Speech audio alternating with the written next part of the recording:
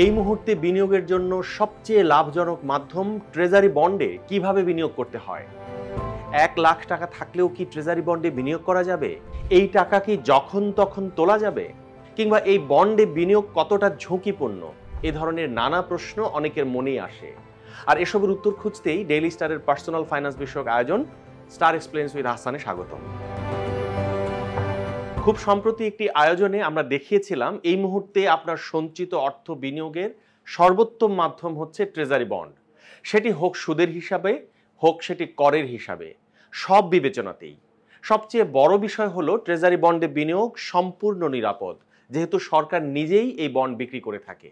1 লাখ টাকা থেকে শুরু করে যত ইচ্ছা আপনি বন্ড কিনতে পারবেন, তবে সেটি 1 লাখ টাকার গুণিতক হতে হবে, অর্থাৎ 2 লাখ টাকা, 3 লাখ, 4 লাখ এভাবে কিনতে হবে, কিন্তু 1.5 লাখ, 2.5 লাখ বা 3.5 লাখ টাকার নয়।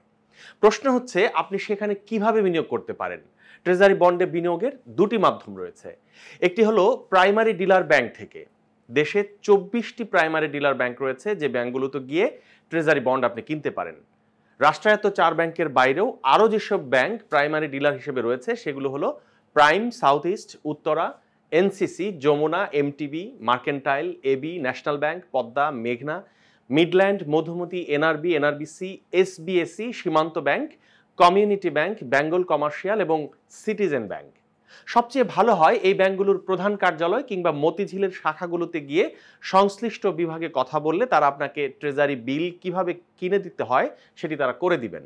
এছাড়া বিভাগীয় শহরের প্রধান শাখাগুলোও এ কাজে আপনাকে সহায়তা করতে পারবে। এখন আসি এই বন্ড কিনতে আপনার কি কি থাকা লাগবে।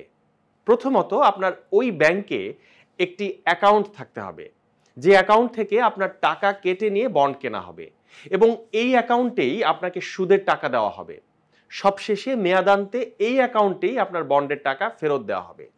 ব্যাংকে অ্যাকাউন্ট খোলার পর একটি বিপিআইডি নিতে হয় ব্যাংকের কাছ থেকে, যেটি শুধুমাত্র বন্ড কেনার জন্যই ব্যবহৃত হয়। এটি ব্যাংকই আপনাকে খুলে দেবে। সেক্ষেত্রে ব্যাংক আপনাকে একটি ফর্ম দিবে, সেটি পূরণ করতে দিবে এবং পাশাপাশি আপনার এনআইডি কার্ডের ফটোকপি, ইটিআইএন এর ফটোকপি, 1 কপি ছবি, নমিনির এনআইডি কার্ডের ফটোকপি এবং তার ছবি আপনাকে দিতে হবে। এগুলো দিলেই আপনার বিপিআইডি খুলে দিবে ব্যাংক। তারপর আপনি যখন যত টাকা ট্রেজারি বন্ড কিনতে চান সেটি ব্যাংকে জানাবেন। যখনই আপনি বন্ড কিনতে চাইবেন, ব্যাংক আপনার কাছ থেকে একটি ফর্ম লিখে নেবে যে আপনি কোন বন্ড কিনতে চান কিংবা কত টাকার বন্ড কিনতে চান। এরপর ব্যাংক আপনাকে সমপরিমাণ টাকার চেক দিতে বলবে। সেটি দিলেই ব্যাংক আপনার পক্ষ থেকে বন্ড কিনে দিবে। এখন প্রশ্ন হচ্ছে আপনি কোন বন্ড কিনবেন।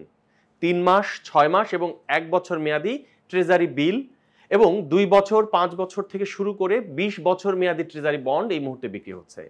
যে মেয়াদের জন্য বন্ড বা বিল কিনলে আপনার জন্য জুতসই হয় আপনি সেটিই কিনতে পারেন।